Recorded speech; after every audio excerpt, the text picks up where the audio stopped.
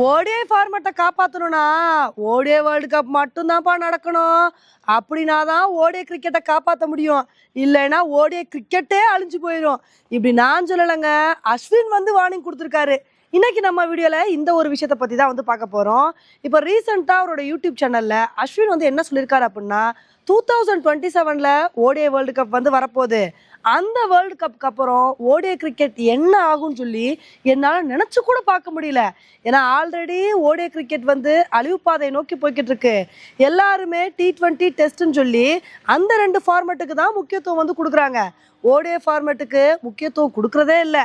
இப்போயாவது கொஞ்சம் நஞ்சம் ஓடிஐ ஃபார்மேட்டை பார்க்குறாங்க அப்படின்னா இதுக்கு காரணம் ரோஹித் சர்மா, விராட் கோலி இது மாதிரி சீனியர் பிளேயர்ஸ் தான்.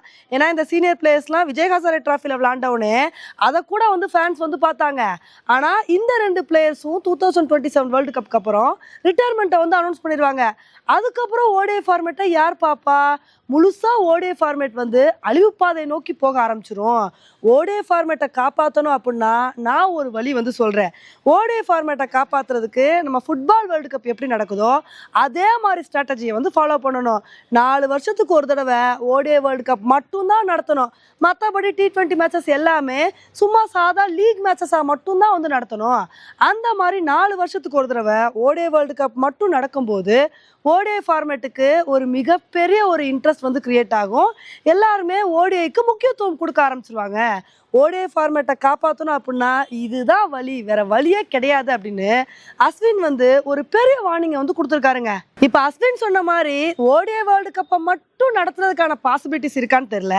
ஆனால் அவர் சொல்கிற விஷயம் 100% உண்மை அப்படின்னு தாங்க வந்து சொல்லணும். ஏன்னா முதல்ல ஐசிசி டோர்னமெண்ட்னாலே பயங்கர இன்ட்ரெஸ்டிங்காக வந்து இருக்கும். 4 வருஷத்துக்கு ஒரு தடவை ஓடிஐ வேர்ல்டு கப் நடக்கும், சாம்பியன்ஸ் ட்ரோஃபி நடக்கும். அப்போ கிரிக்கெட் ஃபேன்ஸ்லாம் எப்படி வந்து அந்த ஐசிசி டோர்னமெண்ட்டை பார்ப்பாங்க அப்படின்னா, இப்போ எப்படியாவது இந்தியா கப்பை வின் பண்ணிடணும், இந்த தடவை கப்பை வின் பண்ணிடணும்னு சொல்லி அந்த அளவுக்கு அந்த டோர்னமெண்ட்ஸ் எல்லாத்தையுமே இன்ட்ரெஸ்டிங்காக வந்து பார்ப்பாங்க.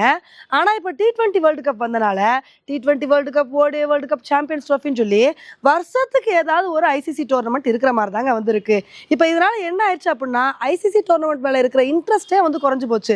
ஒரு தடவை நம்ம கப் அடிக்கலன்னு வச்சுக்கோங்களேன், நமக்கு என்ன மைண்ட் செட் வந்துருச்சு அப்படின்னா, சரிப்பா இந்த தடவை கப் அடிக்கலன்னா என்ன, அடுத்த டோர்னமெண்ட்டில் பார்த்துக்கலாம், அடுத்த டோர்னமெண்ட்டில் கப் அடிச்சுக்கலாம் அப்படின்ற ஒரு மைண்ட் செட் வந்து நமக்கு வந்துடுது. அதனால் இந்த மாதிரி இல்லாமல் எல்லா ஃபார்மேட்டுக்குமே முக்கியத்துவம் கொடுக்கணும் அப்படின்னா என்ன தெரியுமா பண்ணணும்?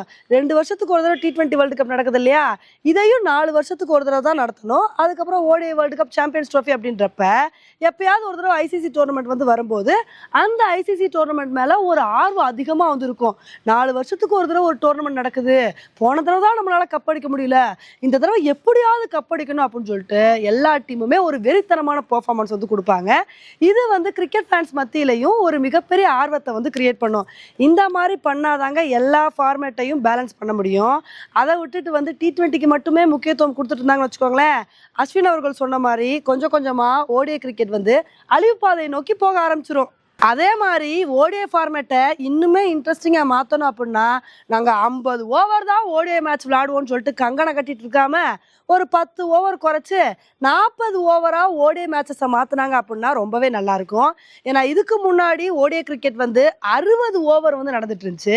ஆனால் இப்போ வந்து காலப்போக்கில் குறைச்சி 50 ஓவர் தான் ஓடிஐ மேட்சஸ் வந்து நடக்குது. இதை இன்னமே வந்து குறைச்சி 40 ஓவராக நடத்துனாங்கன்னு வச்சுக்கோங்களேன், இன்னும் ஓடிஐ மேட்சஸ் எல்லாமே இன்ட்ரெஸ்டிங்காக வந்துருக்கும். இல்லை இன்னும் இன்ட்ரெஸ்டிங்காக ஆக்குறதுக்கு இந்த 40 ஓவரையும் ஒரே இன்னிங்ஸாக வந்து விளையாடாமல் டெஸ்ட் மேட்சஸ் மாதிரி 2 இன்னிங்ஸாக வந்து பிரித்து விளையாண்டாங்க அப்படின்னா இன்னுமே இன்ட்ரெஸ்டிங்காக வந்துருக்கும். இப்போ உள்ள நிலைமையில் எல்லா ஃபார்மேட்டையும் இன்ட்ரெஸ்டிங் ஆக்குற மாதிரி, எல்லா ஃபார்மேட்டையும் துடிப்போடு வச்சிருக்கிற மாதிரி ஒரு சில மாற்றங்களை கொண்டு வந்து தாங்க ஆகணும். அதை விட்டுட்டு இல்லைப்பா நாங்கள் இப்படியே தான் ஃபாலோ பண்ணுவோம் அப்படின்னா ஒரு ஃபார்மேட்டுக்கு மட்டும் முக்கியத்துவம் கொடுக்குற மாதிரி இருக்கும், ஒரு ஃபார்மேட் இன்ட்ரெஸ்டே இல்லாமல் வந்து மாறிடும். அதனால் இனிமேலாவது ஓடிஐ ஃபார்மேட்டை இன்ட்ரெஸ்டிங் ஆக்குறதுக்கு ஏதாவது ஒரு சில விஷயங்களை பண்ணுறாங்களா அப்படின்றத பொறுத்து வந்து பார்க்கலாம். ஓகே ஃப்ரெண்ட்ஸ், அஸ்வின் சொன்ன இந்த ஒரு கருத்தை பற்றி நீங்கள் என்ன நினைக்கிறீங்க அப்படின்றத என்னோட கமெண்ட் செக்ஷனில் வந்து போடுங்க. இதே மாதிரி இன்னொரு வீடியோவில் வந்து மீட் பண்ணுறேன். Bye friends.